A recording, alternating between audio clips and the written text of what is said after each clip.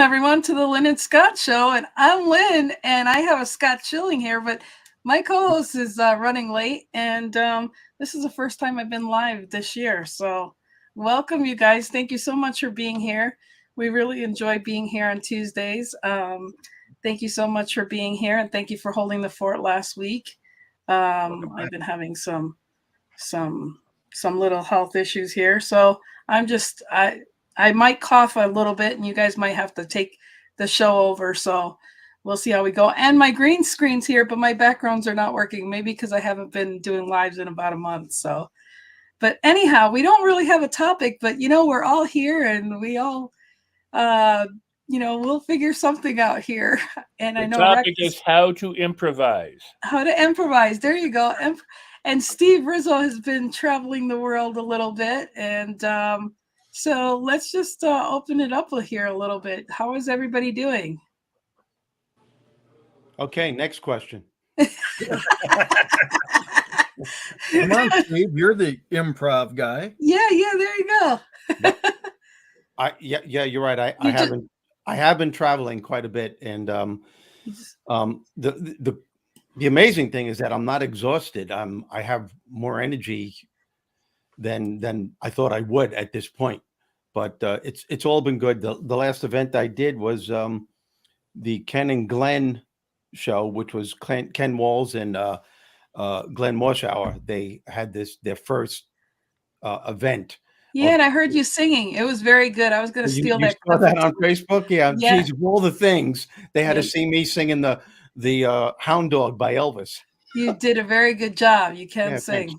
Well, thanks for bringing that up. But it was great. It was a great event. I mean, these guys know how to do it. And as I said, it was their first event, and I think they're going to rock it with the system that they have. So it was in Dallas, Texas, and it was an incredible audience, and it was a 2-day event from 10 a.m. to 5 p.m. And it was great. It was really cool. Well, good. Well, we're glad you're here. I'm glad I'm here also. Good. And Mr. Schilling, Mr. Scooter Schilling, I heard a little bit about you, the titanium. Now you're Mr. Scooter.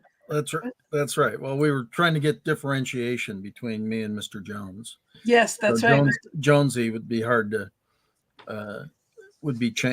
change. So yeah, we're here in beautiful, sunny, someday Dallas that is freezing and had 1.5 inches of snow, and that is a real event here. Let's just say it that way. Oh, goodness. Well, you people panic. You panic. You call it a snowstorm. LA does that. We had 1.5 inches, Steve. That's a snowstorm here. I understand. Yeah, it is. What the funniest part about it, the good news is it was so cold. How cold was it? It got 11 degrees. Well, you know what? It was so cold here on Saturday. It was -27 when I had to work at the hotel this past Saturday. Wow. That my car, and that wasn't even that wasn't like, right. Minus the whatever. It was minus, it said it felt like -42 or something below zero. And my car freaked out that it reduced speed engine because of the oil or whatever. I did less than 20 miles an hour going to work. I was like, oh my gosh, it was crazy. Well, that's what we say 11 here, and everybody else is like, you had nothing. I was talking to somebody in Idaho today, and same thing. They haven't seen above zero forever the last few days. So, but in Dallas, that's big stuff. But your houses are not like equipped for like below zero, and I mean, I've heard pipe freezes and really traumatic things happen. In my outdoor, my hose to the backyard, I now have 8 inches around, 3 feet long water drip that came out of the shielding that I put around it. So I'm guessing that's not good. No. So maybe you should make a habit of. No. I mean, we're not built for that. We get it once every 2 years, whether we need it or not. But it's amazing. But you're getting it more often than usual, aren't you, though, Scott? I mean, yeah, we actually yeah, probably every 2 years now instead of every 4 or 5. But yeah, no, we're getting more of it, but it's interesting. People don't handle anything wet that falls from the sky, whether it's frozen wet or wet. So, You know, it's pretty wild. So doesn't that stand a reason to remind us that we take things for granted, and sometimes Totally. we just don't prepare for things? Like seasonally, we should do things, like check your smoke detectors, or disconnect. There are things you should do in the fall and then the spring and the winter that you don't want to do, but you are glad that you do when you need to do them. Going out, run water outside.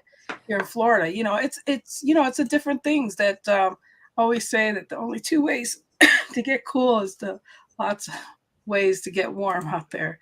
Yeah, no, I mean, it's very, it is you don't realize all the different things. And when it was being a federal holiday yesterday, not many people were on the streets anyway. So that worked out fairly well.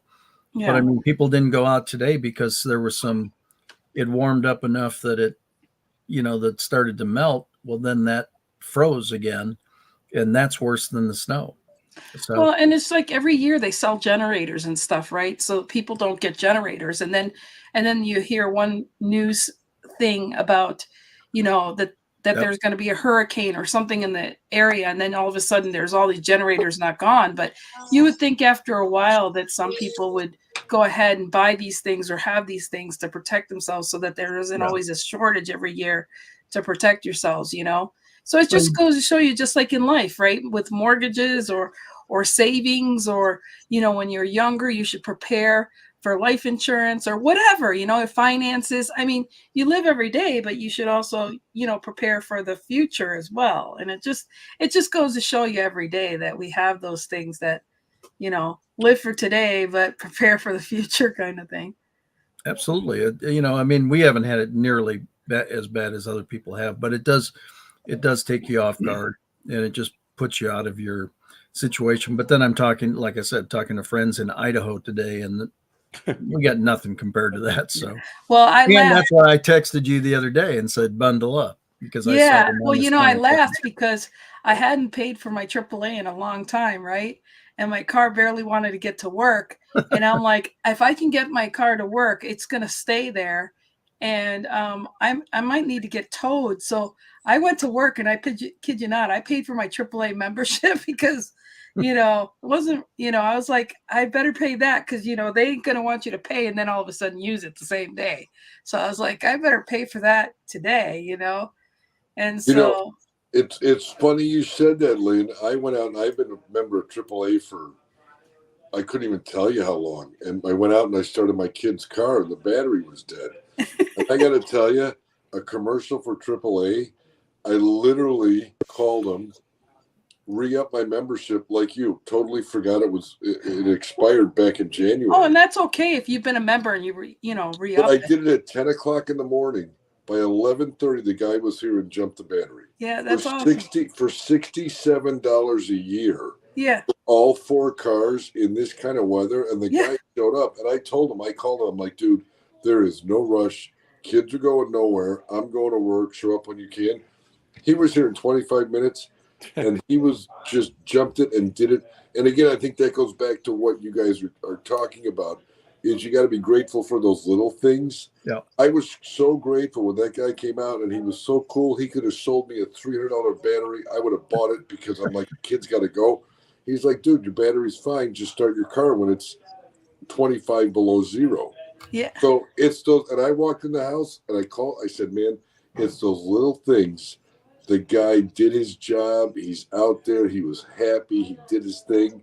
And I'm like, man, it's just another thing you need to be grateful for. Yep. And when I got in my car that morning, because I started it started fine. And then I went out to the car and it didn't start. And then I turned it again and it started, and it had the check engine light, and it said reduce engine speed. And I was like, I'm still driving this because it was only a yellow check engine light. I need to get to work. I drove that sucker. And then I'm getting on Google while I'm at work. And shit, that meant that check engine throttle. I was looking at all the damn problems I was going to have. I paid the AAA. I'm looking at like all these hundreds of dollars to fix my car and all this stuff. Later on, by the time it was time to leave work, you know, the check engine light was still on. I got an oil change and it was fine.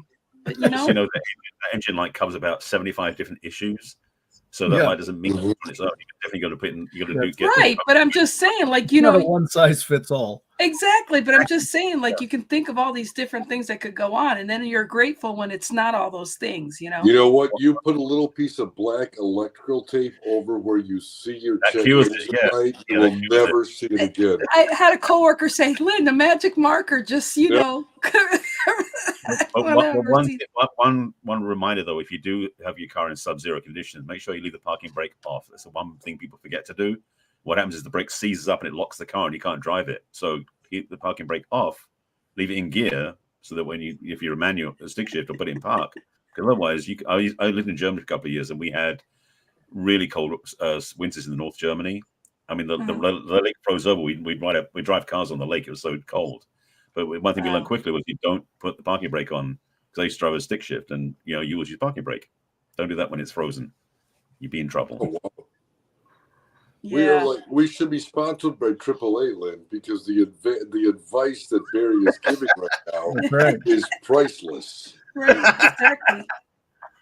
Well, just want to say something, because I'm in the least concerning area, being in LA. It's like it was like 41 one morning this week. That's how cold it got, which is nothing. But the thing about LA, which cracks me up, is that every single year when it rains, the city goes crazy. People don't know how to drive, because the other problem is also in LA, it doesn't rain that often, is that the road becomes so embedded with oil and other stuff. When the rain happens, it just brings it onto the surface. It becomes a skating rink, and people don't know how to drive in it. And it's just sad to watch people driving in LA who don't know how to drive when it's wet. It just cracks either me that up. or their wipers don't work anyways, and then all of a sudden they're dried out. They haven't changed them in 4 years. You know. Oh, my video is stuck. Oh my goodness! Is my video stuck for you? Give us the report. Yeah, your video stuck. White North. Yeah, you're stuck. All right, I'll fix it. But you can hear me okay, which is good. But it's a nice appeal with your hands out like that. It looks like you're going, what the F? It's like touchdown Jesus at Notre Dame. You can be the Thank you so much. How many times I gotta tell you? All right, let me try this. I think we said it. Yeah, it's locked up. So shoot. All right. See, my backgrounds aren't working on StreamYard, but his background's working, and he's frozen. So there you go. I'm gonna pop out and come back in again. I'll see you in a minute. All right, sounds good. Maybe it's something down the intranet lines. Yeah, who knows? All this frozen speaking stuff maybe got him going. I don't know. So Rex, bring us some genius from the Great White North. Yeah. How about those Packers? They did a good job, I guess. It's a lively group. He's up talking to the Packers right now. Oh my God, that game was ridiculous. It was. Oh, ridiculously bad on one side. I've never seen two teams fold like Dallas and the Eagles. Yeah. Well, I think it's because Ken Walls went to his first Dallas live game that I think they lost. That's what I heard. Yeah, but he was sitting in box seats with Glenn Morshower, so I don't really think he gave a crap. So, but I'm just saying, I think because he went there, that's why they lost. But just that's a good, that is probably true. He's not going to watch this. Either way, it was gratifying for me because I'm a Giant fan. So it just showed how bad the East really was. Oh, it was so good for me to see that, especially the Philadelphia Eagles. So you guys all get into watching the playoffs? Playoffs? Yeah. You guys remember that? Playoffs? You're talking about playoffs? Well, it wasn't really a playoff. Yeah, no, it was a playoff, sort of. No, it's very intriguing. I was reading something today that in Kansas City, they had a half a dozen people in the hospital because of hyperthermia and frostbite and everything from being at the game. And what was the temperature there? It was the third coldest. Wasn't it the third coldest? I think third or fourth. Like but it was only -4. So, I mean, I think it's interesting. I grew up in Wisconsin back in the days of the Packer Dallas Oh, in the Ice 60s. Bowl when it was -15. Well, I Oh, I guess they remember weren't that. excited enough to move their feet or shake And around or they move didn't or have the something. heaters then. No, they or had the proper heating, blankets that they put on. They didn't have anything then. no, they had nothing. And I think back to that game, and they were saying at Kansas City that they had the big butane heaters and they had the heated chairs and everything. And so between the 35s, it was 40 degrees, Yeah. where they were blowing all the heat and doing everything, which, I mean, comparatively was really warm. Yep. Yeah. I agree. So mentally, it's just like that story about that guy in the freezer or whatever. He thought he was going to freeze to death. And, it's this mindset that has. Yeah, I think part of that is, there are a couple guys that, I'm not going to wear sleeves because I don't want to be considered soft. No, you didn't wear sleeves because you're an idiot. Yeah. They make sleeves for a reason. There's no particular reason to rip the skin off your bones, to prove how tough you are. That's silly, I mean, we played back in the day when I was playing at Iowa. We played at Michigan State, easily the coldest game I've played in, and I ran up to with an opening kickoff, and it was like kicking a brick. It was like, oh my goodness, it was so. It was crazy.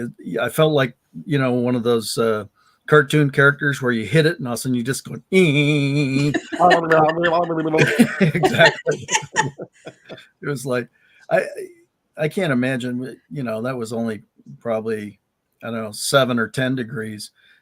That was cold enough to try to attempt all that stuff in, pretty crazy to see what they were playing, and the people, the video that was on with the people getting into Buffalo Stadium, walking through 2.5 feet of snow in their row that they were sitting in. So from what I heard about that game is they had it the following day because it was supposed to be warmer, and they were looking for people to shovel. They had that travel ban that you could not leave anywhere. That's why the Steelers didn't leave Pittsburgh, is because they couldn't fly in. So they had a complete travel ban on anybody going. But it's funny, they had a travel ban unless you were shoveling the snow out of the stadium for $20 an hour and free food. Those people could go wherever they wanted. Oh, yeah. Yeah, crazy. So did the game go on the next day, which was... Yeah, it went on yesterday. Oh, yeah, it was a great... And who won? Buffalo. Buffalo did win? Yeah, I think it's going to be either Buffalo or Kansas City against San Francisco in the playoff, in the Super Bowl. That's what I think anyway, because Kansas City's back. They're and Buffalo's back too. So they're both they both went through very frustrating losses this season. Games that they could have won, should have won, and they bounced back from it. And that's very difficult for a team to do that. So either one of them, it would be great to see them to fight to see who's going to be in the Super Bowl against, I believe, San Francisco. So. Well, I can guarantee you San Francisco won't win only because I bet on them 2 months ago. Anybody that you want to know who's going to win, just ask me who I bet on. Pick the opposite. I'll hold you to that. Yeah. So you just have to ask what he bets, and then you take the opposite. Bet the opposite. Oh, 100%. I could have a one-legged slot player playing against somebody with no legs running a marathon, and the dude with no legs would win that goddamn marathon. That's how confident you're so negative. No, I'm very positive. I just suck. Hey, John, let me have your contact information. I could win a lot of money. Like my boys will be betting. They're like, oh, Dad, Steve, how do you make so much money gambling? Some loser named John. That's all it takes, man. Man. That's pretty cool. Some people do fantasy football, and then some people just do. No, it's a fantasy. I think fantasy. I think fantasy football ruins football. I really do. I have friends and relatives over sometimes, or I'll go over their house, and even though the guy that's betting, and he loves his team, like say he loves the New York Giants, but he has players on his fantasy league that has to score a certain amount of touchdowns or whatever, and it ruins his enthusiasm to root for his team because another guy that he's betting on that's on his fantasy team is foiling it, and it doesn't make sense to me. It just ruins the sport of football. That's my opinion. What ruins the sport of football, Steve, is to have something called fantasy football. that's spooky in and of itself. Rex, why do you look like the Wizard of Oz behind the curtain right now? I am the great Oz. All of a sudden I hear his voice and I'm like, what the hell is he? I know, some of these platforms actually have like the avatar kind of glows or resonates or something when you speak, so you know where it's coming from. Yours is doing that. Yours is glowing right now a little bit. It's going like this. Well, if it's pulsing, oh yeah, you're right. It is pulsing. Well, there you go. Yeah, it does when you talk. The great Oz has spoken. That's pretty cool. Yeah, but I thought it was either you're glowing. I'm serious. A bunch of guys playing fantasy football sounds really kind of scary. I think so. I agree. And it ruins the fun of the sport because they're so pissed off that their guy isn't doing what they're supposed to do. And even though that guy is on the opposing team that they're rooting for. Right. Well, I'm going to ask the Mr. Scooter here, who played football, and they didn't have fantasy football when you were in college. So what's your take on that whole deal? Oh, I can remember every incident that caused me to stop watching a professional sport because of when a guy's offered a 5-year, $125 million contract and says, I can't possibly sign that. I'm worth more. Yep. And that was back 20 years ago. That's when I stopped watching the NBA because somebody literally said that. It's like, come on, it's out of control. It's way out of control. It's so way out of control. We look at, when they built the Jerry Dome down here, it was $1.2 billion. And that was the first $1 billion stadium. And it's an amazing facility, but the screen, one of the screens is 60 yards long. It's probably 20 yards tall, and literally half the stadium sits at eye level to the screen. You don't watch the field, you watch the screen. So you came to watch a big TV. Well, that's exactly it. So you paid $2,500 a seat to watch a big TV sitting in front of you. Yeah. It's like the mechanics of all of it are just way screwy, No, I agree. And so you sit there and you go, where's it's interesting because like the Ice Bowl, it was minus 15 up in Green Bay. There's 60,000 people in the stadium. There wasn't a skybox for nothing. Everybody's out in the elements, players, everybody. They played the game because they played the game. And when the championships were over, they sold insurance or cars for 4 or 5 months out of the year. Because that was their job. It's something too, what you were saying earlier, Scott, in the 60s there with that Frozen Bowl with Green Bay and Dallas, they had no heating equipment at all, yet they did it. No one complained. I mean, they were freezing, you could tell. Yeah. But they were, and look at I guess it's the physical makeup of people today, of players today, being able to handle the elements like that. They can't do it. Yeah, it's so totally different, indoor practice facilities and things like that. We didn't even have grass on our practice facility, much less, we had dirt and tufts of grass. Yeah. And but it just has changed so much over time. And the betting side of it, it's interesting. Pete Rose gets blown out of Major League Baseball because of a betting scandal, never allowed to be in the Hall of Fame and whatever. And now on the pregame shows for the NFL, they've got the betting lines, and they've got the fantasy football lines, and they've got the over and unders, and they've got all this stuff that but that's that because encourages now gambling. That's because now they figure how they can make the money. Well, that's exactly the his monopoly. point. It's Yeah. because of the monopoly. It's just, back in the day it was only the Graham, what was it, the AT&T, Ma Bell that could only make the money. They broke that down.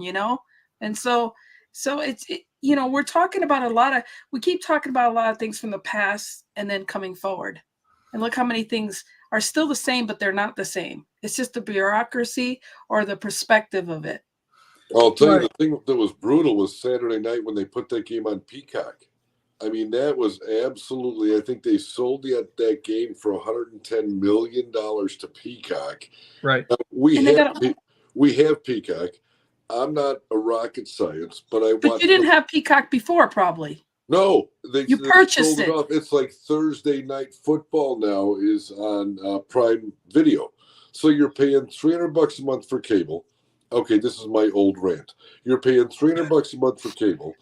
I watched the first half of that goddamn game in Spanish because I couldn't figure out how to get it from Spanish to English.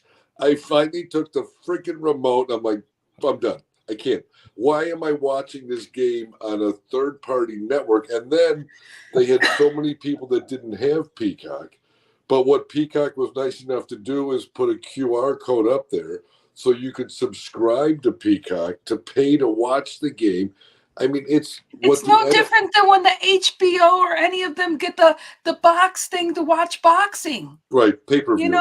Pay-per-view. Hello. I just think Netflix did it. I mean, I think the title Peacock is it's a little it's hysterical in itself. Dude, it's been NBC's Peacock's been there forever. They just don't talk about it all the time. But yeah. Well, who wants to talk about a peacock? I mean, you want to. You're doing it. John, they were just trying to get you to learn Spanish. It's about time you up level. I literally muted it, and I'm on my iPad. I'm like, I have 3 different devices going to watch a goddamn football game when it should be on regular television. Well, I just like saying Peacock. It goes to show you. Look at what's happening here. It's the same concept. It used to be Blockbusters, and now it went to Netflix to Hulu. From Hulu to Paramount. I mean, it's all these things that are buying your time, but they're HBO. I mean, it just Cinemax. It used to be all that stuff. They're all buying for your clicks. They're all buying for you to pay $7.99 here or $10.99 here. It's all these different things, and we're the little puppets. We're going to this, we're going to that. And that's you got to vote. You got to vote by not going to the game. To park at AT&T Stadium is $75. That's the park.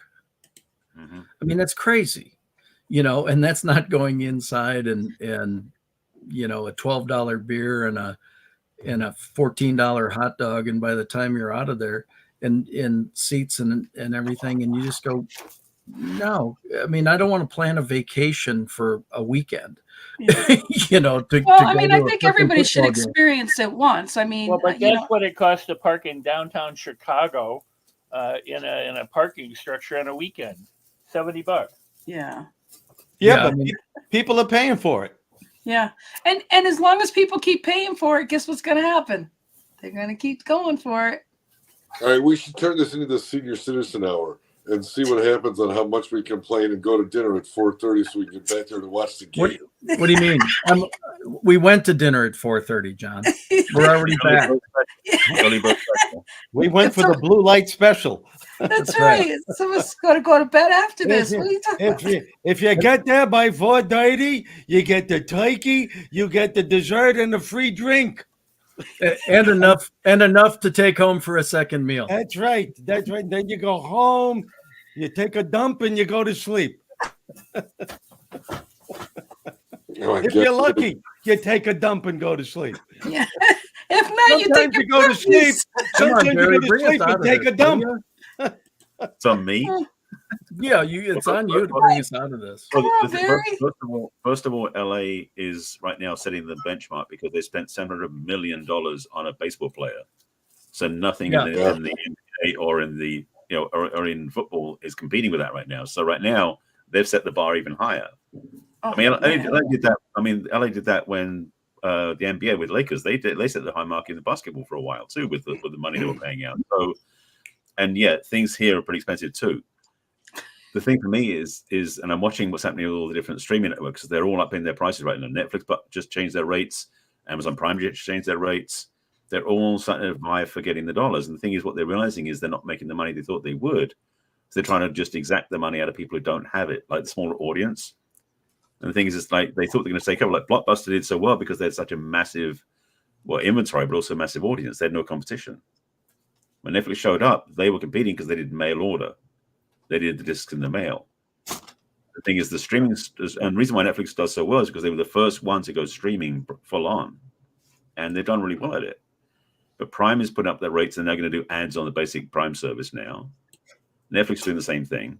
So bottom line is you got to choose what your poison is. If you want to watch stuff, you got to be willing to pay the price. I mean, it's the way it's cost of doing business basically. Well, and yes, thank they're you probably Well, I just canceled my Amazon. I canceled my Hulu. I canceled a lot of stuff, and I'm just not doing it. And I'm just looking at how much money I'm saving. good. And what I'll do is every now and then I'll just take a month and I'll get Hulu for a month for $17.99, and I'll binge the shows that I want, and I'll literally binge them. That's the key. Is wait till the shows all the episodes have aired, then That's you get right. the That's whole right. thing. That's right. And that's how I'll do it too. I kid you not. I'll be like, I'm sorry, I'm gonna just, and that's it.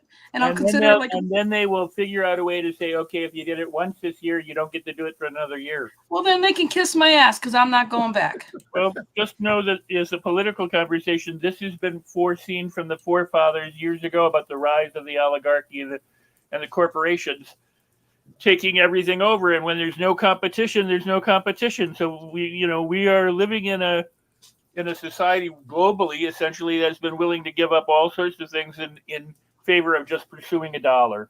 Well, it used to be that you had to go to Amazon and you couldn't get Hulu or whatever, but now from Amazon you can get Showtime or whatever. You can go to Roku and get Showtime or whatever. So now they allowed like all these, little and then what is it, the Fire Stick, you could get, Amazon, vice versa. They allowed them to, start getting the packages that you can get the subscriptions from there. Because at first you could only get it through, StreamYard or, Hulu or Roku or whatever, the Fire Stick or the Roku. You had to, pick your device, because I have a Roku and a Fire Stick. So, hi, Sandy, and hi, Mindy. So, like you said, they have you tossing and turning and doing all things here. Well, the thing is, you look at what you want to watch. I mean, like I have certain streaming services I will use because those are the services I know I want to watch. The other ones I don't bother with. It's like and I know I'm going to pay for it. Same as it used to be. But the thing is, nowadays, thankfully, with what happened with cable, I mean, cable got so damn expensive. Yeah. Streaming at this point is still cheaper than that if you know what you're doing. The problem with cable was it was all bundled. Right, and now that's why if you just get the internet, that's why they charge you so much, because they try to give the cable to you just about free because they're mad that you're not, streaming with them. I'm grateful right now where I live. We have 3 different choices now. So we've got 2 fiber optics plus we've got cable, so we get to choose in between, which is good. Well, they all just get very greedy, and then the sad thing is you get these services, and then you're out living life anyways, and then you don't sit there and watch the stuff anyhow. So why have this stuff anyhow? So everyone's jumping on the wagon to raise prices, especially since the economy started tanking. Whether it's legitimate or not, everyone's taking advantage of it, and everything's going up. Restaurants, food, you name it, gas. It's like, I don't know. Gas has come down. Gas is that one thing that has come down. Yeah, that came down, but now the food prices are crazy. Yep. Not for me. Well, I'm not happy to say my mortgage just went up $300 because we had hail damage in this area so much that to Your get homeowner's insurance. homeowners insurance for replacement cost. Now Yeah. I don't owe that much on my house, but for replacement costs, Well, I'm if you'd paying- like to, Oh, don't even refinance, go Lynn, there, I'd be John, more right than now. glad to help you out. Yeah. You But walked into I'm that one. paying Somehow every $2,500 week more. this turns into mortgage. $2,500 more a year in Yeah. insurance for my house. So it's $300 more a month. And I'm So- not so happy just- about that either, but it is So what just it is. checking. So is this going to be the Lynn and Scott kvetching show now, or are we actually going to move into something that's going to be maybe inspirational for some other people? Because right now we're in a good rant. It's No, great. so that the where we're going? rant is we're just relating with people right now. That's all. We got to open a GoFundMe for the Lynn and Scott Yeah, friendship. So we just spent $600 cash. Hey, everybody's staying. Everybody's liking the fact that we're relating with people. Built Well, I ground. knew it couldn't be true. They couldn't be positive all the time. They had to fall from grace. That's right. Rant is real. See, Sandy even said rant is real. Sandra Horton, we have to be related. Sandra Horton is she lives in Canada. Okay. All is wonderful. So you guys, so what have we learned today, or what are we going to bring the spin of that positiveness? Well, we learned we're all eating at 4:30. None of us at table. And we hate fantasy football. We hate and we're fantasy pissed off that football. prices have gone up. And I'm pretty depressed right about now, but thank you. You're welcome. You just turned a comedian into being totally depressed. So that's Hey, awesome. well, most of them are. So there you go. You know what? I think what we learned, Lynn, is we're all in the same boat and there's nowhere to go but up. I mean, anything we talked about, we all agreed with. Any of the viewers, I know Deb was on there and Sandra was on there, everyone agreed with. So the thing is turn the shit around, man, put a smile on your face and make it happen. Yeah, exactly. I mean, that's where it is. You don't believe that shit, do you? Provide value to people and lift them up. Absolutely. The point is, there's so many people that have been taken advantage of. It'd be really nice just to treat people with respect, honor, and dignity. Novel concept. Absolutely. First time I've ever said it on this show. Right? Yeah, absolutely. It's it's the simple things in life that I've got to say that it's been like my first time in a month being on, and it's really nice to see the people that have either missed our Tuesday show when we didn't do our show that one week, or there are people that reach out and say, "Hey, Lynn, I haven't seen you live," and that's nice to know. I mean, I don't post much lately, and because I'm not one to post to say I'm going to the refrigerator now, or I just sneezed 10 times, and that's okay. Some people do that, and that's cool, but I'm not that one to share so much on social media. And yet, it's just nice when, people notice when you're not there. But it's also nice that what I like to do is when I'm not feeling good is I like to go and, give hearts to people or send a hug or, send prayers or happy birthdays and things like that. And it is the simple things to just be quiet and under the radar and just, let people know that you're there, but not be there. So even though I wasn't posting, I was at least trying to go like a post or be under the radar and, give love somewhere else, even though I didn't want to share that I was feeling under the weather. So, it's funny you said that, Lynn. I was in a meeting today with someone today, and one of the quotes he said, which I wrote down, it was amazing. It says, I can't read my writing. Get people talking about you when you're not in the room. That's what you want. You want to make such an impression on people that when you're not there, you want them talking about you. Kind of what you just said. Lynn's been kind of quiet, but we've all sent you messages hoping you're well. So to be talked about when you're not in the room is probably one of the best compliments you could ever achieve. Thank you, Rich. I appreciate that. Thanks. The thing is that I am an introvert, and I really just do like to stay really quiet or behind the scenes. And sometimes I realize I can't do that because I have such a big following, but I do like to stay behind the scenes. And so, I do tell people, oh, I'm doing okay, but I don't really like to bring it up. But it is nice to know that some people do notice and they go, "Hey, where you been?" Oh, you did notice? Because when I go to an event, I like to be there early enough, so I'm already in the room. I don't like to be one that comes in and people see me come in. So, and then I like to sneak out too. So Irish goodbye. It's an Irish goodbye. so all I'm trying to say is that it's just, but I know that for the sake of other introverts that feel like that they don't make a difference, we do need to make a difference, and we do matter, and people do matter. It's just really, really, love my Irish goodbyes. Yeah, because I love seeing people that I think it just, we all have our place and we all have our parts, and I love that, and I love I love our Tuesdays together, because we all fit, we all have our little place in the group, and I love that, and I appreciate this Tuesdays with you guys. Steve's been kind of quiet tonight, I gotta say, because he's just been traveling. He's been pooped. He's been traveling. I'm just sucking in the conversation.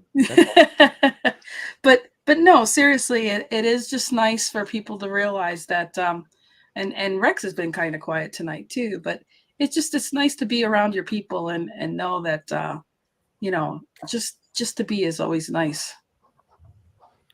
Well said. So, but Barry, my Barry friend, what relationship things do you have going on coming soon, that Valentine's is coming up?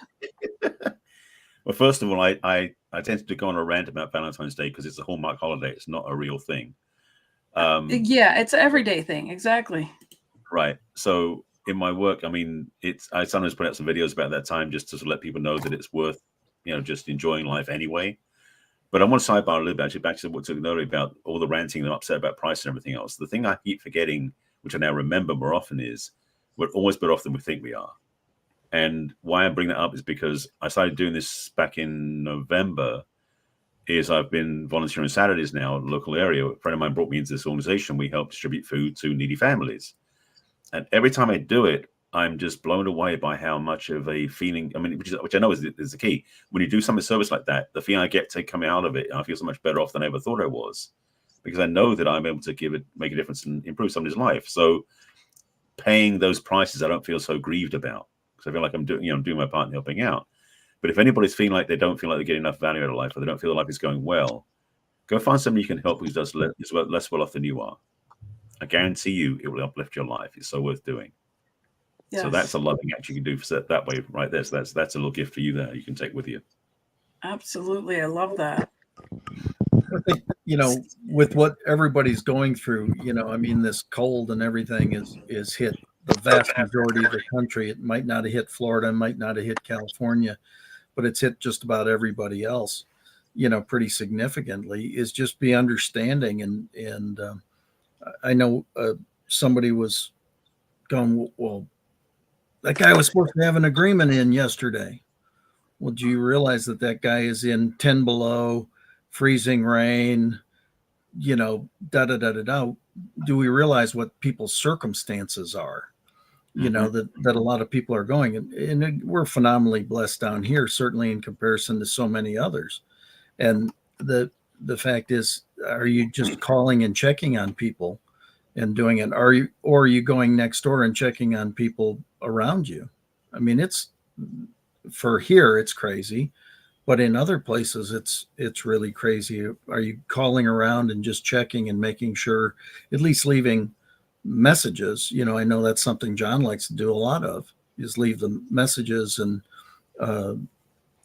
just work to inspire and encourage people the very best you possibly can. Right.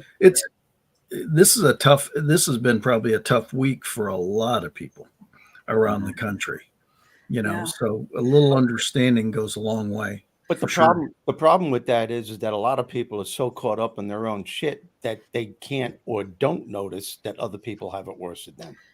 So it's a lot of people, it's hard for them to feel grateful and bless what they have, because they're so caught up in their stuff that they can't see that there are other people, or they don't care that other people are doing worse than them, because all they care about is what they believe is happening to them. And I think that's the problem. They just, and I'm not judging. I just think it's part of the way things are with a lot of people. Your life isn't working, things aren't going right, and if you were aware of what's happening around you, you could see that, my God, I am blessed because look what this person's going through. Look at this person's going through. But they don't, because they're so caught up in their stuff, in their crap, that they're not aware of that there are people way worse than what they are. And that's why they have a hard time being grateful. Well, that's where I think a little bit of state change goes a long way. Excuse me?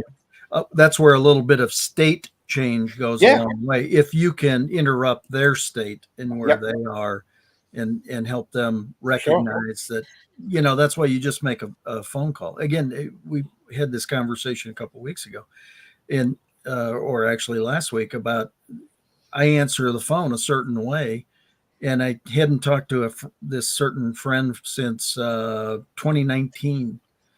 And she called today and she goes, God, you said it again, when I answered the phone, and I haven't talked to her in almost 4 years. And it was just an immediate state change. And we started a conversation. It took us back to a place. Yep. Again, a lot of these things, part of it is doing everything you can to stay in a place of gratitude and blessful, blessings and wanting to be a blessing. Somebody posted today, if you haven't gotten a miracle, be the miracle. Mm-hmm. That's exactly it. I go for gratitude walks every day. I've been doing it for years. Yeah. I don't care. I won't say every day, but almost every day I go for what I call a gratitude walk. And I'm grateful for the birds, for the sunrise, for the sunset. And the magic about that is the more that you're grateful for, the more you get in your life to be grateful for. It's the law of attraction. You get what you focus on. I mean, I've been commenting on Barry's posts lately because he posts some great sunrises on his walks and some of the different things. Yep. And so but I had to see it once to go, well, why don't you comment on it to encourage him to keep on doing it? Yeah, he does. But then it encourages me to keep on looking at it. It becomes, you can have the cycle down or you can have the cycle up. Yeah. If you want to make a few little actions like that. It's right in front of you is what you're saying. And I totally agree with you. It is.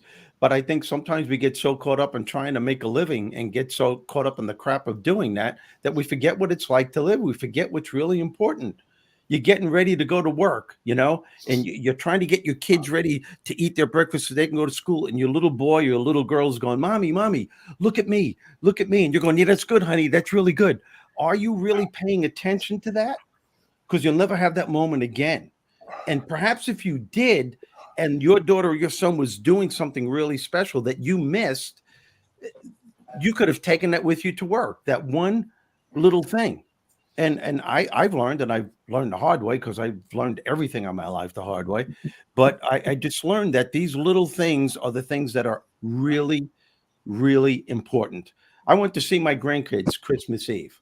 Okay. And I see them often, but to me, it's been a while. It's been like a couple of weeks since I've seen them. And I'm very close to my grandkids, my granddaughter, and she's 10 years old. My grandson is 11.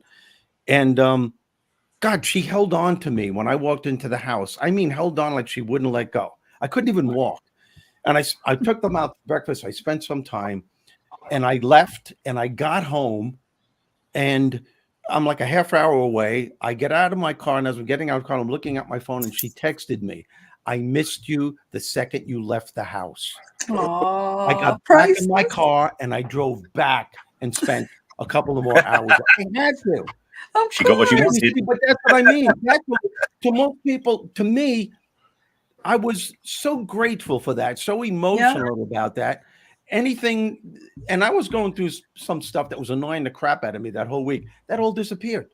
Because that's life. That's like God saying to you, This is what's important. This is what you take with you when you're living your last years on this planet. Steve, that's the stuff.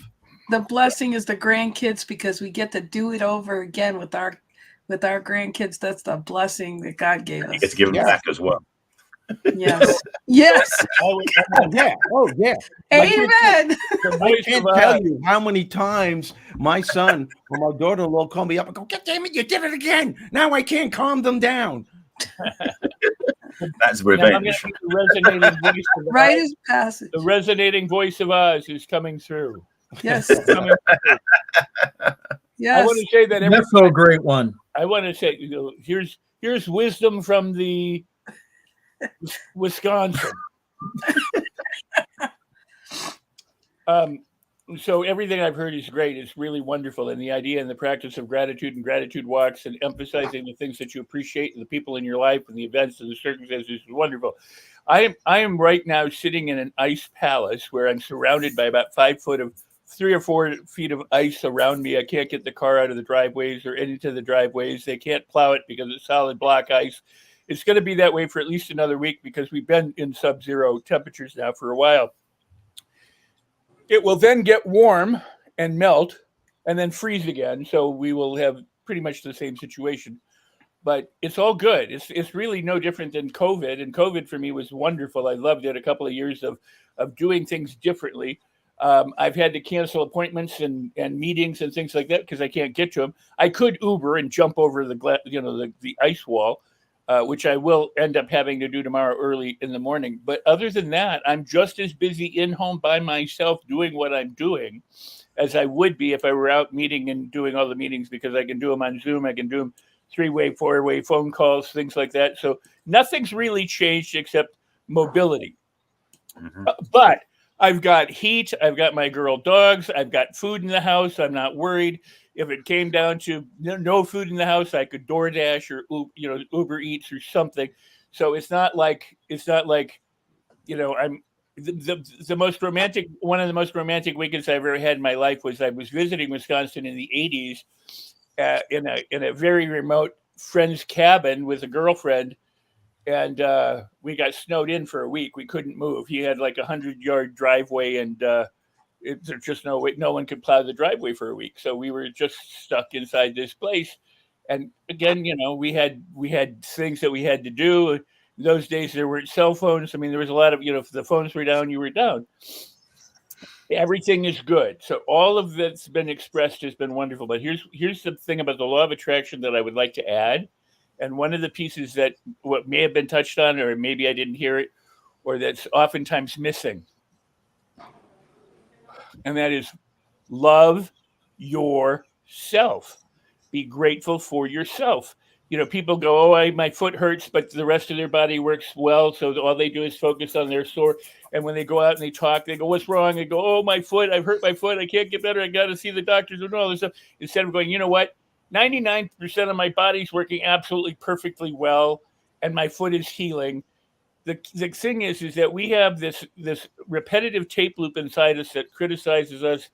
Some people call it inner child, or inner parents, or the ego, or the id, or you can whatever name you want to call it. But most people criticize themselves, rag on themselves, and disparage themselves throughout the day. How about saying, "I love myself. I'm so grateful for who I am. I'm grateful for the parents I had. I'm grateful for all the horrible times in my life that I had because it helped shape me. I am so wonderful. I accept myself. I appreciate myself.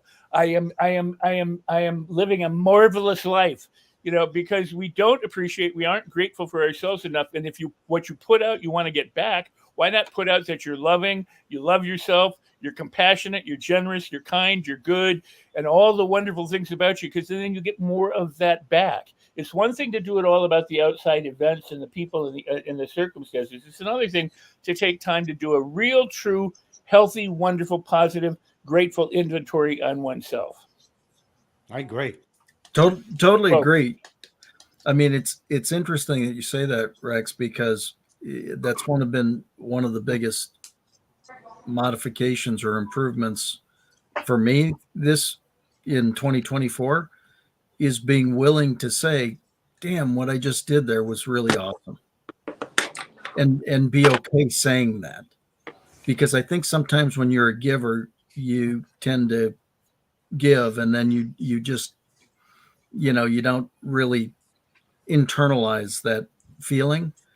But to say, I mean, I was talking to a client today after the day, and I said, damn, it was a great day. Amazing phone conversations, progress was made, just really excited about what's going forward. And I think that's part of it, is recognizing that your contributions towards the greater good going forward, becoming better, the little things. It doesn't take a whole lot of stuff. That's Just being good. that's a great understanding and a great share, and I appreciate that. I would add, because what happened while you were speaking is I had a memory of me, and I think I was in 7th grade, and it was either gym class or a basketball game that we had. I wasn't on the basketball team, so it must have been a gym or a after school basketball something, but it wasn't the sports team. And I wasn't I'm not very tall, and I wasn't a very good basketball player, but I did an exceptional layup. I just somehow lucked into this thing, or I just used my own excellence and managed to do this layup. And as I was running back to the other side, the gym teacher said, "Great job, Sikes." And do you remember when people used to like rub their fingers against their chest as a symbol of I'm cool? You remember that? They used to like their knuckles against each other. Yeah. And kind of blow on their fingers and then do that thing. Yeah. And I did that. I did that as he complimented me, like, "Yeah, I'm cool, aren't I?" I felt so horrible after doing that, because I felt, oh, well, that was really egotistical. I was so out of place. Look at me showboating the whole thing. The guy's giving me a compliment. I felt horrible for saying, yeah, it was a good job, wasn't it? But that's because so many of us, when you said, good job or whatever, so many of us aren't taught, when we do something that's awesome, to say, wow, I'm really proud of myself. That was really good. That was really awesome. I did a good job. Because you're not supposed to do that. You're not supposed to be egotistical. You're not supposed to showboat. You're not, you know what I mean? So, but it's okay to, it's not something you tell everybody. Like, aren't I wonderful? Right. Don't you think I'm wonderful, Scott? Aren't I truly wonderful? I know you're thinking how great I am. It's not that. But it's very true, Rex. I tell everybody how great I am. Yeah, but I mean, it's the willingness to acknowledge your own goodness, your own excellence. At times you do well. We make plenty of mistakes. Well, hey, I make mistakes as good as the rest of them. I'm as good a mistake maker as ever. The key is, do I learn from them? So, to appreciate ourselves and to just love ourselves and to spread that love. Because if we love ourselves, we can love other people.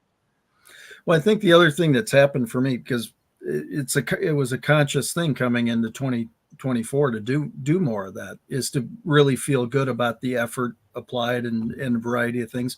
And again, not to pound your chest about it or post about it or whatever, but be okay to say, you know what, that was really good. The whole process went exactly the way I thought it would. Wow. It's, the years of expertise and the years of experience are paying off. It was more one of those kind of things today.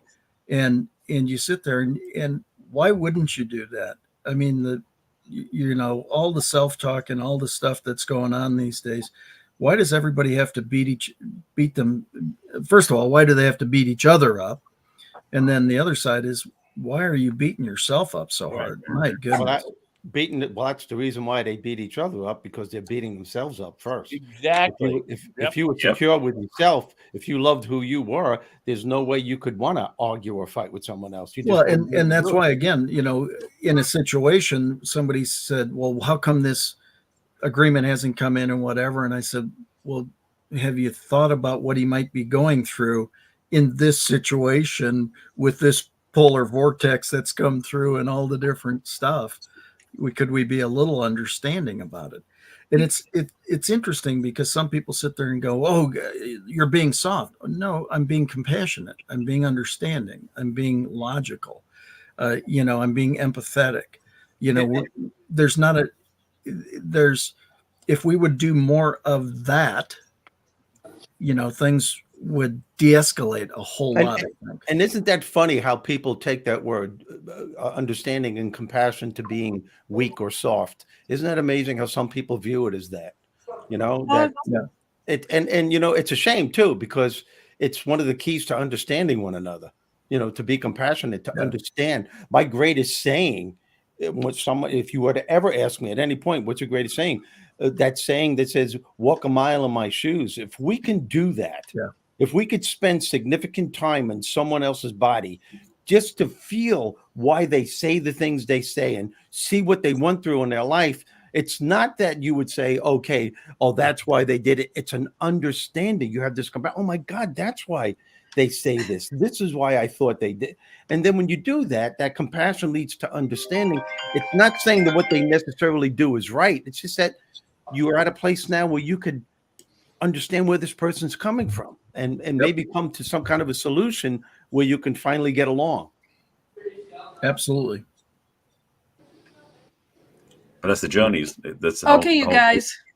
It's 1 minute and 1 second after our time's up here. Okay. All right. No, what I was going to say, you are so right there, Steve. And that's why we do.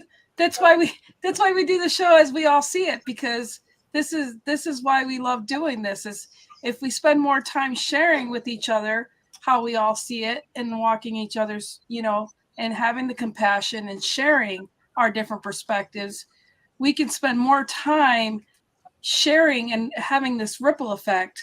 This would make the world a better place and having this. And that's why I love the fact that we all come together on a Tuesday and try to share our different viewpoints and ripple it out there to make a difference. And so this is why I love you guys so much, and that we come here together and talk about this, and maybe we can bring up this topic and expand on it more next week.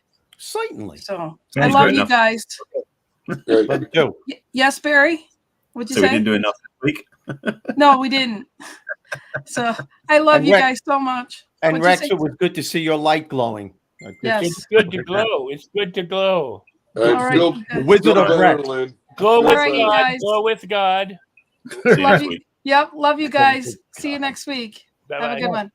Keeping me safe and sound.